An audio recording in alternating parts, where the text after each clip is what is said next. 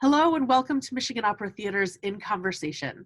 My name is Andrea Scobie and I'm the Director of Education with Michigan Opera Theater. And today it's my great pleasure to bring you part 2 of MOT's conversation about the arts and their capacity to aid in wellness and healing. If you're just joining us, you can find the first part of this conversation on MOT's website and Facebook pages. And I urge you to go and check those out, take a look, and then come back and join us for what we are calling part 2. As we live through times of crisis, both globally and personally, we know that music, dance, theater, and more offer opportunities for connectedness and catharsis. And today my guests will speak to the relationship between creative arts and physical and mental health outcomes. I'm so thrilled to be back with our 4 incredible guests. Please join me in welcoming Dr. Jennifer Gómez of Wayne State University, Dr. Jessica Lopez Lyman of the University of Minnesota, Dr. Sara Ramirez from Texas State University, and Mr. Brooklyn Mack, International Principal Guest Artist, currently dancing with English National Ballet. Thank you so much to each of you for joining me again today to continue this conversation. Thank you, Andrea. So in our first gathering, we started with talking about trauma and the great need we see for healing and wellness for both communities and individuals. And from there, we covered the ways that we've seen arts affect us personally. We talked about theaters as places of welcoming and healing, or not in some cases. And we kind of covered the adage that culture is the cure, which is a piece that's really stuck with me since the last time we spoke. And today, I just want to jump right back into those discussions. I want to talk about the healing power of the arts in our everyday lives. We've seen the advent of adult coloring books, and we've heard a focus on journaling as a practice of mindfulness or of self-care. And I want to start by asking each of you, do you feel that things like this signal a move toward greater acceptance and integration of artistic practice as healing practice? I actually have my own coloring books here that I picked up at different places as I was, focusing more on myself in the midst of my dissertation work about 5 years ago. I found it helpful, but then I also realized at the same time that I was doing some sort of self-care work. And what I was writing about, though, was about the self-care that needs to happen more in community. That kind of work, while it's very important, individual self-care is really important. The coloring books, for example, that, like I said, I have, didn't feel as important at the time. As I was studying and researching all of these greater traumas than those that I had experienced, or the traumas that I had experienced as a part of a collective, traumas that I experienced because I was part of a greater community, and traumas that stem from patriarchy, sexism, right, capitalism, and racism. I appreciate those efforts that companies are making, right, to asking us to, and I mentioned last time, get our body butter, right? But the revolution, as Vicki Grice says, is not there, right? And so how do we get art to be more collective or more communal? Do we get together and create coloring books for our communities? Do we distribute the coloring books for our communities? Do we color together? What do we do with that? I think I'll add maybe a complementary perspective of, as a former ballet dancer with Dance Feet of Harlem, who's now retired and my body's broken. Can't do what I used to be able to do. During the pandemic, Dance Feet of Harlem had these open free ballet classes that you could take online. And I put on my ballet slippers and went to my kitchen sink and did it. And we're taking a class with Endalyn Taylor, who's a former principal major ballerina and who I took classes from. And she was always a jumper and a mover, and she moved a lot, and they went on the ground really quickly. And I was like, ooh, my back. I can't. And they're back up, and I can't do it. And taking a step away from that and saying, like, what's the point of this? Like, I'm not trying to be on stage. So the purpose then is not for me to get down on the floor, but to pretend I'm on the floor and then, look in and look out and do all of the things that give you joy and that give, I think, the arts meaning, and something that if you're not careful, you can lose as a professional. And then if you're no longer professional, you can only remember like how pristine it was as opposed to the process of the art. That really helped me getting back to why I started dancing when I was a child, of the process, and then the healing properties of the process now as an adult was very moving, and just getting deliberately away from what it should look like. I love inviting people to participate in creative action that they might consider themselves to be terrible at. I think under our capitalist society, we are constantly thinking about product, and why we have, experts here on this panel, Brooklyn, Jennifer, who have been trained, right, have physically disciplined their bodies for years to do certain things. As academics, we have a particular craft to how we construct narrative and output our research. That's a professional level. But I think the everyday folks who might be accountants or physical therapists might not see themselves as creative people. Returning to those everyday practices is really important. I have this mobile screen printing cart, La Luchadora, and I go to different communities and teach people how to screen print, just a single color print poster, very simple in terms of the world of printmaking, right? There's obviously experts who are very advanced in that kind of medium. And what I notice is that children love it. In fact, they think it's magical because you put a blank piece of paper down and then you pull the screen and they look up and they're like in awe, how did this happen? And the adults are very rigid and they stand by their children and they don't want to participate. And when you invite them to, they're like, oh no, this isn't for me, this is for children. And I think, part of the traumas that we have in our culture, whether it be, large systemic community traumas like Sara was talking about, or at the individual level, part of the way that we can heal, like we've been talking about, is through these artistic outlets. In that La Luchadora project, I really try to invite, AKA like pressure adults to participate. And I oftentimes hear them say, well, I'm not doing it right, or I'm doing it wrong. But the beauty about screen printing and printmaking in general is that every single opportunity is an opportunity to make something different and unique, even if the image itself on the screen is the same. And I think that those coloring books, what they're offering us to do is it's an invitation to play. And if we're not playing as a culture, if we're just kind of on this, hamster wheel of constantly doing our work in production for, in all honesty, right, some type of corporate entity at the end of the day to pay our rent or our mortgage or what have you, then we're really limiting our creative spirit. And so I think that whether it's the coloring books or taking a dance class or some type of formal community event where there's an opportunity, the invitation is to play, because when we play, and we're in our bodies and we're outside of our head, there then opens up the world of possibility for different ways that we can live our lives. I feel as though the adult coloring books marks somewhat of a shift in social consciousness. There are a lot of things now that we're doing and that society is accepting as quote unquote okay or normal that didn't exist as I was growing up. Of course, coloring books, but also things like emotional support dogs or going to therapy. A lot of these things would have been considered weird or taboo. The average person would be much more self-conscious about doing those things or partaking in things that society deemed strange. Or if you felt the need to color or felt the need to have a dog for emotional support or to dance or these other outlets, it's kind of looked at as what's wrong with that person. There's definitely a shift and it's going in the right direction. We're starting to realize that just like everyone has different dietary needs, our minds and our spirits are just as important to nourish in order for us to be healthy and whole. It signals a small step in a good direction.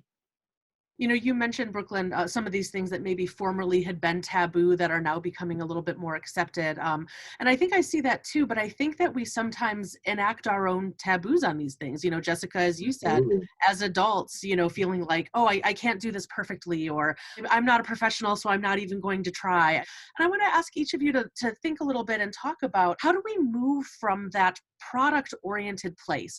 I'm creating a picture that's going to hang in a gallery. I'm working on choreography that will be on stage, to really embracing the process as something that's necessary and something that's healing. How can we move through that? And what's the benefit of moving past that kind of self-judgment and appreciating the whole wellness that comes from being engaged in the making or in the doing?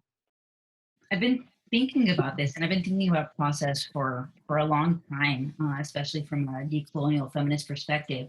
And I used to teach a feminist research methodologies class, actually the decolonial feminist research methodology. And I didn't have students actually do a research project. I'd have them envision a research project, and the entire semester was dedicated to thinking about it and not actually executing a research project. How are you going to do it? How is it going to feel? And so we brought a lot of emotion into the classroom there.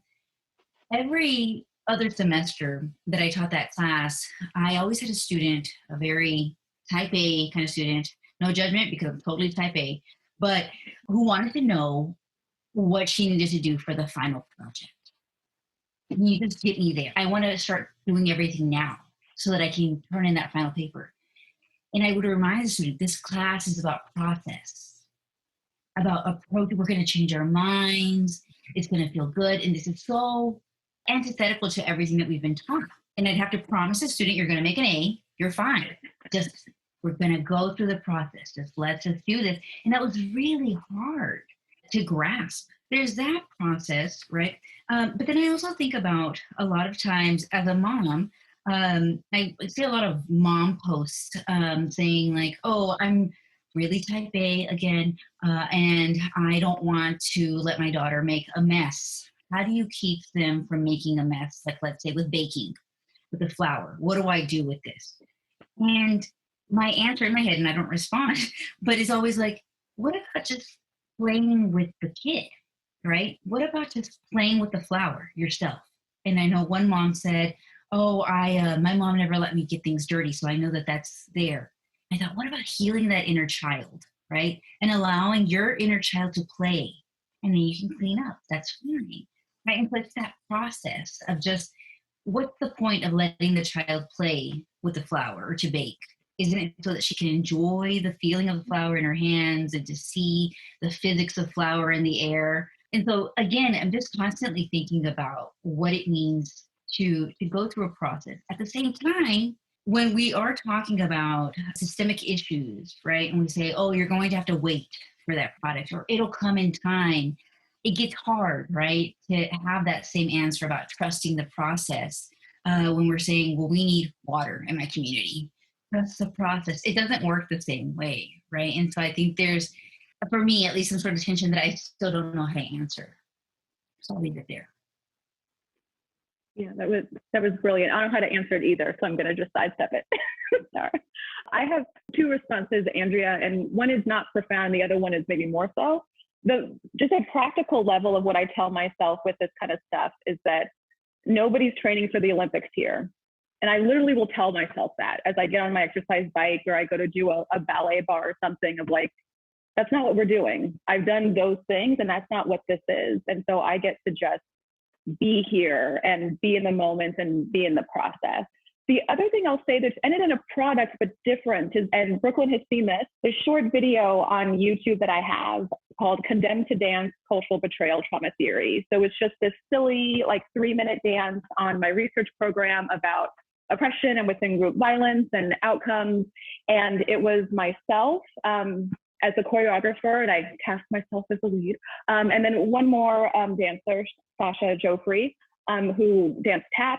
Nobody else was a dancer. They were all my friends from grad school. And so I listened to the music over and over and over again for weeks in advance and kind of envisioned a little bit of what I wanted. But the day of was, and we were filming, was just about the process and trying to explain in a silly way within group trauma and violence and mean red oppression. And when I look back at that piece, when I first saw it, I remember thinking, oh my gosh, if Arthur Mitchell saw this, he would say, like, you're taking Dance Theater of Harlem down, downhill because it's not professional. I could hear him in my head. And then I was like, I don't think he would actually, because he enjoyed the art for what it was worth. But secondly, that's not what this was for. No one was saying this was Dance Theater of Harlem. We were just trying to do this piece. And so now when I watch it, I literally, which is arrogant as the choreographer, have tears in my eyes at the ending scene, which is the person I'm the perpetrator, I victimized, leaves the group, our marginalized group, and then she's hit by oppression. And so she just falls down and she's by herself in between oppression and our perpetrator group that I've created as the perpetrator. And the visual of it is so striking in that loneliness and kind of desperation that it didn't take the costumes and the lighting and the professionalism and all this kind of stuff. For me, for that, there was a product that you can see, but the product wasn't about the kind of products that we normally think about. And that helps me to remember kind of what the arts are really supposed to be about, actually, and what, for me, makes going to the theater so revolutionary is when that magic happens. And Brooklyn's brilliant at that magic as a real artist, like having the technique, but it's secondary to what he's able to bring. And that's the beauty of it, and kind of always was. When I think of process, I think of the word discipline. And I think under a carceral, subtle, or colonial state, discipline has such a punitive connotation. The disciplining of our bodies, prison industrial complex, and all of that connotation is just, and, you know, I mean, it makes sense that we go there. But I also think we can reclaim the notion of discipline in terms of an individual practice.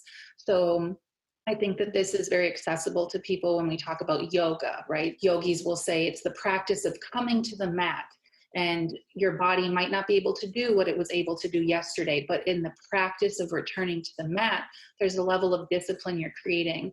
Or nutritionists might say, you know, 30 minutes of exercise is what you need every day, and it's a discipline. And what I'm trying to do in my own life, particularly in this pandemic setting when we're really isolated, even more so. I mean, academics were very isolated, and then you add a pandemic, and I mean, thank God I have a baby, otherwise I see no one all day.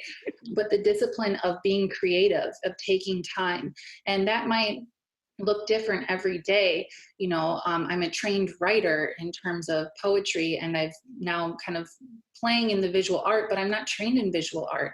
The other day I started painting, and the critic in my head was like, this is awful. But the disciplined part of me that is trying to do something through this process, and trying to basically let go of my perfectionism, was like, it doesn't matter what it looks like. It's the fact that I'm taking time in my evening to paint.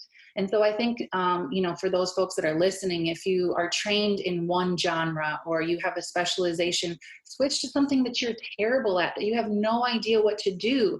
I could also try ballet. I would definitely not be great at that either. But the point is returning to the mat, returning to the canvas, returning to the bar, and taking time for the self.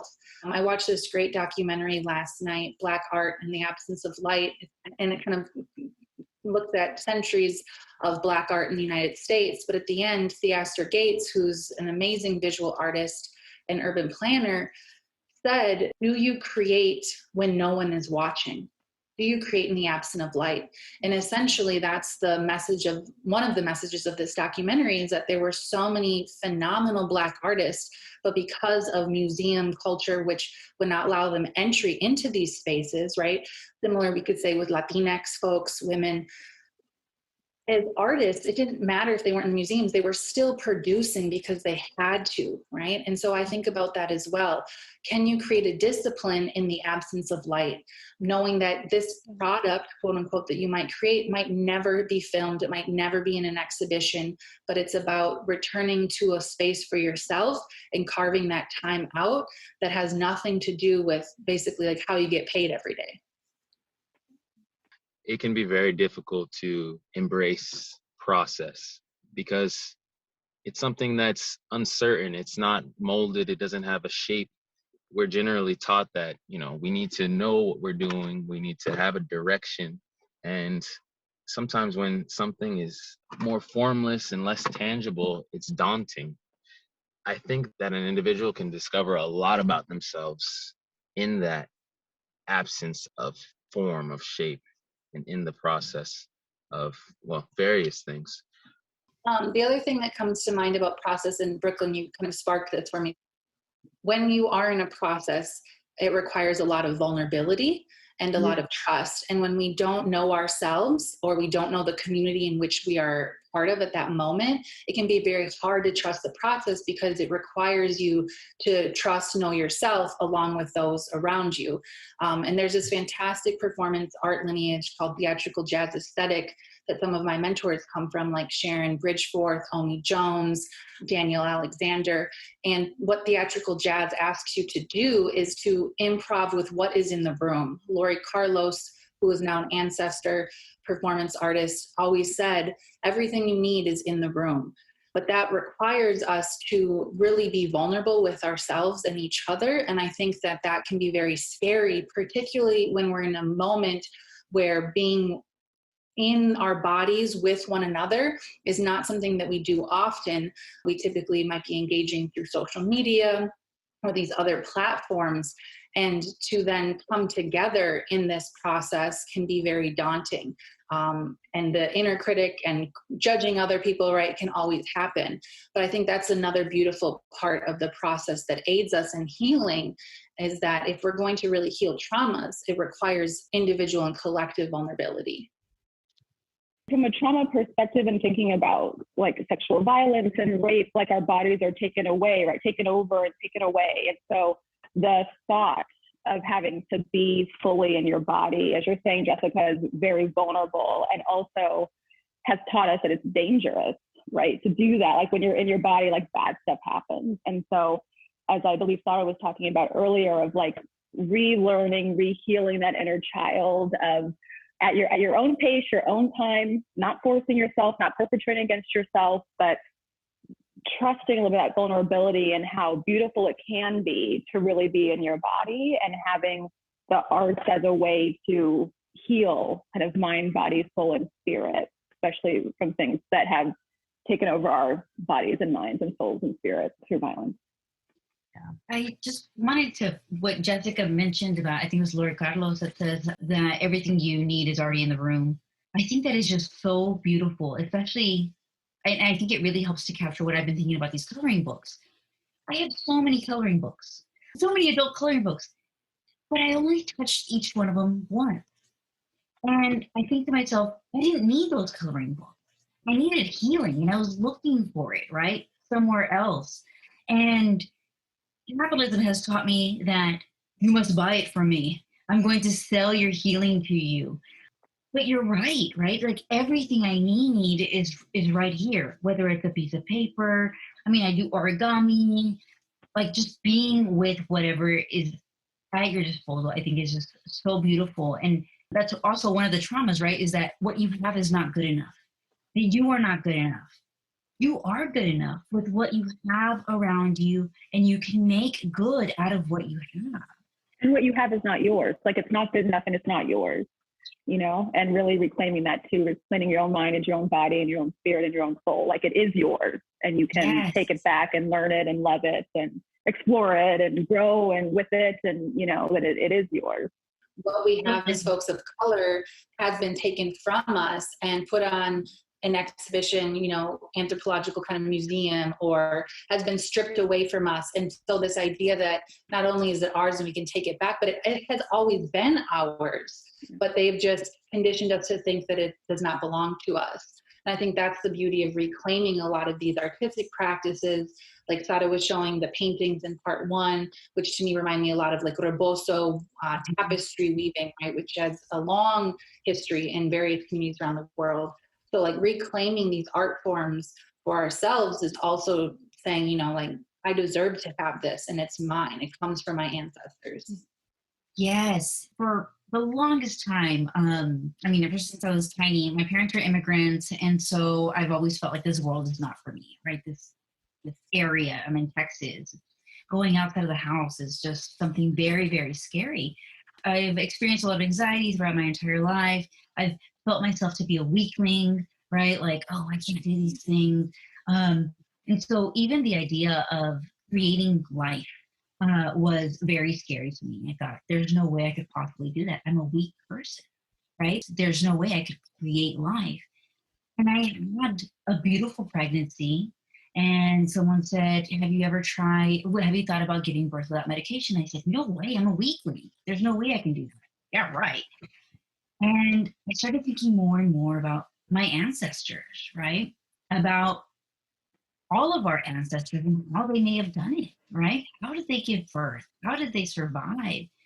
What happens? And that our bodies can, adapt and can work, right? They're part of the cosmos. I am a magical creative being and I can do this, right? And I gave birth without medication. And I just thought to myself, who did that, right? And I think that's the beauty of art, right? Like, so my daughter now is my art, right? But that entire process taught me, right, so much.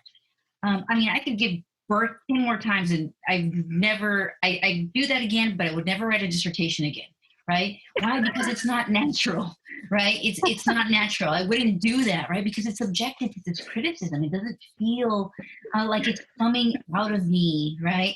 That creative part of me, right? That is me. No one else can judge that, right? And that process of birthing, I think, is just fantastic. It's out of this world. And part of the process that we're talking about is when somebody starts to liberate themselves. So Sara with birth, right? She told me her birth story. And then I was like, okay, I can do this too then. And so I gave birth without medication, which is like, I don't know if I want to keep doing that again, right? But I imagine you all as dancers, right? When you start to liberate yourself, that energetically starts to go to others. And so I can just imagine like Brooklyn and Jennifer, like the amazing dance productions you've been creating over time in the different communities you have, because once someone starts to share their light, it gives everyone else the opportunity to also be brilliant. And Brooklyn and Jennifer, I wonder if you have anything to add about, we're talking about sort of process versus product and professional versus non-professional, this kind of almost commodification of what our art is. I'm sure both of you have worked, with non-professionals or in community to dance. I mean, what have you seen when you've brought your art into, quote, non-professional spaces or spaces for young people or spaces of non-dancers? I mean, what has that impact been just anecdotally through your own experience? Well, my favorite is working with children because they already have less inhibitions, but a lot of the kids I've worked with are like middle school age and sometimes even high school. And so some of those inhibitions have already begun to get built up, but still there's less there than with an adult. It's just amazing. The process of seeing some of those inhibitions start to melt away is one of the most amazing things ever. It's so very liberating. It's something that I've had the pleasure of actually seeing happen right before my eyes. And it allows those kids to find their voice in a different way. That can be an invaluable thing, an invaluable tool. Even if they're not going to go on to be a dancer or what have you, just having had that experience and that revelation that there is another way to express themselves and to be free and be in the moment is something that can and does serve people extremely well for the rest of their lives. Similar to what Brooklyn's saying is like it translates across context. What I saw with Dance Studio of Harlem and doing lec demonstrations in public schools here in Detroit, actually, before I lived here, and in New York City, and for the kids, and sometimes it was middle school and high school, mostly it was younger, and like it was magic. Like you might as well have just like flown, with your arms up to the heavens, and just their eyes being so big, like ooh and ah, and seeing these things that look impossible, and in some ways is impossible or shouldn't be possible. It's like it's superhuman, kind of the stuff that dancers are able to do, and Lizzie Naidu, Keith Saunders would say our names, like they would say, Jennifer, hold your leg up or whatever. So afterwards, the kids would say, Jennifer, Miss Jennifer. And they would, come up to me and say like, oh, how can I be like you when I grow up? And I want to be like you. And I was like, you get to be like you. Like, that's better, right? Like, you get to be like you. Like, this is what I'm doing, when you can do this, or you can become an astronaut, or you can become, whatever you want, a daddy, a mom, whatever you want. And it can be beautiful and magical and wonderful because this is yours, this is ours, and this path is there for you. Right. What I'm hearing from each of you in different ways is really, that we talk about the process being the place of discovery. The process is the place of new understandings. The process is the place where we reframe perspective, where we gain the knowledge. And so as we talk about artistic practice as a healing practice, for me, it comes back to what am I discovering about my world, our community, folks like me, folks not like me, those with my experiences, those without my experiences, while I engage in this process? Gosh, it sounds so cliche. I mean, it's so cliche, but like the arts really are the journey and not the end goal. We're continually learning about ourselves and who we are and where we are when we engage in artistic process. And so that in and of itself, I have to imagine, is a healing process for many. For those of you among us who are professional observers, having an interest in the healing capacity of the arts, what are the markers for recognizing the physiological, the psychological benefits of the arts? How do we know that the arts are benefiting or impacting our lives? For me, I notice when it's absent. Like I notice when I haven't been to the theater, I haven't seen dance, or I haven't done any of the things that we've been engaging and talking about. I'm like, my shoulders up to here, I'm more tense, I'm heavy. For me, I feel isolated.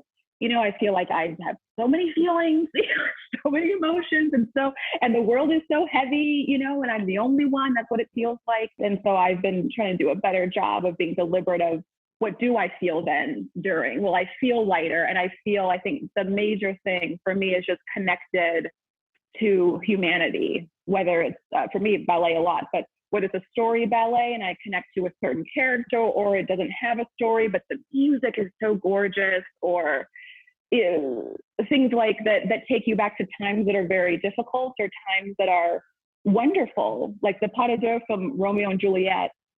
Most often when I see it, it's performed poorly. When it's performed well, it makes you remember when you were 13 and like fell in love for the first time, and you know, this was everything, and it brings you back to these very happy, wonderful places and depths of places, and it lets you cry and lets you release as this observer. I've been trying to be more deliberate about like marking that down as I like, look, you feel better. Look, you don't feel so crazy, you know, because art is really this reflection of life and humanity. I notice it mostly when it's been absent. I teach literature, and I teach different arts, general cultural productions in my classes. And for my students, I recognize that if I just give them information about, okay, this is what happened to Indigenous peoples, or you know, Black people or Latinos, white Latinos in the U.S., they'll take the information and say, okay, these things happen. We know that these things happen. We present them with a narrative and something that can actually touch them, right? Touch their soul. It helps them understand, right? And that's one of the reasons that I'm so invested in the arts, especially in my classrooms in terms of social justice, because we teach through the art, and the art gets the message across, unlike, let's say, a journal article or just something else that's written in a really dry way, right? A documentary in itself is art, right? That can present information in a special way to these students. And so I know that it benefits my students when by the end of the class, they will call themselves, for instance, like Chicana, and they'll say, oh, I came in like as a Hispanic. In Chicano studies, we consider that a problematic term. By the end, right, they're like, no, well, I'm a Chicana, right? And this is what I am. I recognize myself in this way, or I have come to this kind of political consciousness. And in that way, art, right, has spurred their consciousness. And all I do as a teacher is facilitate, right, that experience for them. I curate something for them, and they benefit by the end, right? And so I always teach them that this isn't just about learning some concept, right? It's about how this art is actually going to benefit you when you leave college, for instance, or just go home or go outside. Similarly, when I teach Intro to Latinx Studies at the U of M, I have this really large lecture class, and we always talk about colonization, the Spanish invasion to the Americas prior to British colonization. And we talk about military strategy. We talk about the strategy of the government or the crown. We talk about the impact of religion. But what I try to drive home time and time again is that the reason why colonization becomes so effective in a very negative, violent way is because it destroys culture.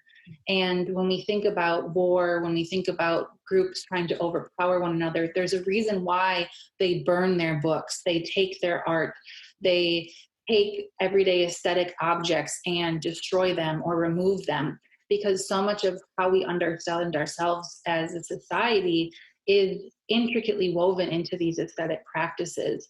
And so to your question, when we think about the physiological or the psychological impact, you know, there's a plethora of scientific studies that say if you listen to this music, your heart rate can mellow or your blood pressure can lower. But I think that, similar to a lot of Native studies scholars, kind of argument that we don't need science to prove what we know in our own bodies, right? Like Jennifer's saying, I know what it feels like when there's an absence. Part of the importance of the everyday practice, to kind of return to this idea of discipline I was saying, is that it helps us in ways that science hasn't even been able to tell us yet, but we know that. And I think that's what we mean when we're talking about ancestral knowledge. There's a reason why our communities had certain practices that were intertwined, not just spiritual, but also aesthetic. When, for example, there were sweats or some type of ritual ceremony, there were also beautiful objects around that, right? There was craft there. There was a beauty to these moments of healing. And so I think that, while we might not have the access or the opportunity to do that every day in our own homes, whatever those homes might look like, we do have an opportunity to be intentional about our everyday aesthetic practice. So what does that mean? Maybe that means you buy those $3 flowers from Trader Joe's and put them next to your bed, or you decide that you love these certain books and you're going to put them on the table as a memory that there is beauty in the world. And when we are constantly inundated with fake news and trauma porn, which is just like the violence, particularly of Black bodies, Native bodies, it's really important that we also have representation of aesthetic joy in our life. And that's a practice that we have to intentionally do, because corporate media will not be giving it to us. When I think about the psychological, physiological benefits of the arts, one of the first things that popped up in my mind was Cuba. And of course, that country, because of embargo and different things, and of course, socialism, so many things were taken away from that country, so many things that the people had become accustomed to.